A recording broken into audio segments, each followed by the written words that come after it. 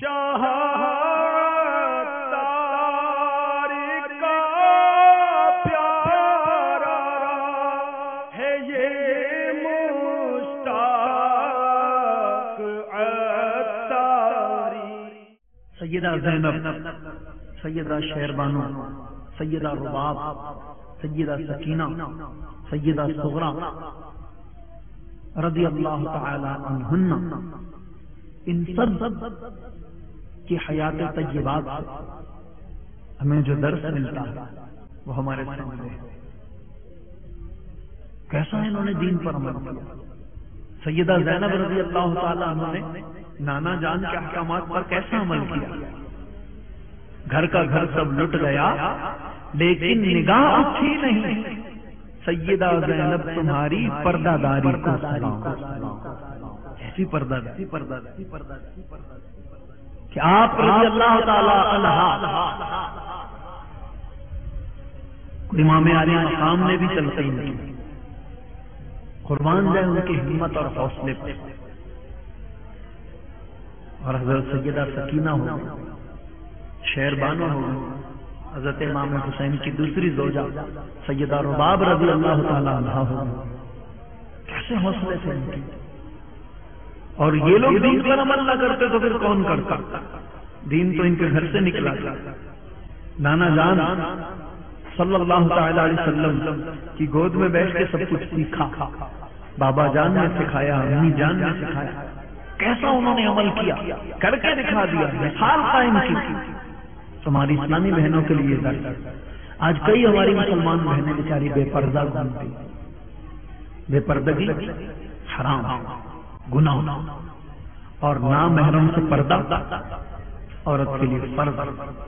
جو عورت بے پردہ گھومتی ہے ہر قدم پر گناہگار ہوتی.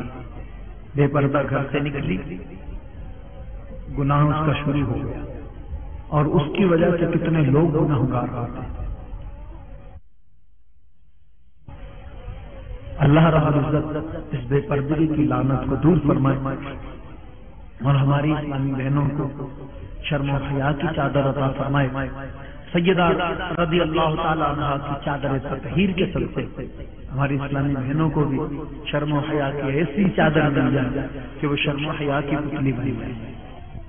شرم و حیا جو سیدہ زینب اور تمام بیویوں کو حاصل تھا، کاش ان کا ایک ٹکڑا ہماری اسلامی بہنوں کو مل جائے تو خدا کی قسم سب کا بیڑا پار ہو جائے. بے پردگی کی لعنت معاشرے سے ختم ہو جائے، کئی ایک برائیاں دور ہو جائیں. اللہ تعالیٰ ہماری اسلامی بہنوں کو پردے کی توفیق عطا فرمائے، عمل صالح کی توفیق عطا فرمائے، اچھے اعمال کی توفیق عطا فرمائے. بعض اسلامی بہنیں پردہ کرنا چاہتی ہیں، ان کے شوہر ان کو تنگ کرتے ہیں. پتہ نہیں کیسا ان کا ذہن ہوتا ہے،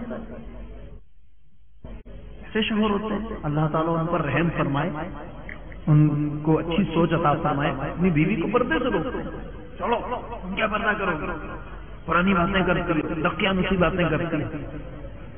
آپ کو حیرت ہوگی، ہمارے پاس ایسی شکایتیں آئی ہیں کہ ہم پردہ کرنا چاہتے ہیں، ہمارا شوہر ہمیں روکتا ہے.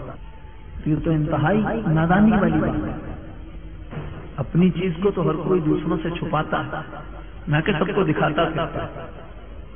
میرا اشارہ سمجھ جائیں. تو اللہ رب العزت سب کو شرم و حیا کی دولت عطا فرمائے، کیونکہ حیا جو ہے یہ ایمان سے، حیا جو ہے یہ ایمان سے، حیا ایمان کی علامت ہے. اللہ تعالیٰ بے حیائی سے بچائے اور شرم و حیا کی دولت عطا فرمائے.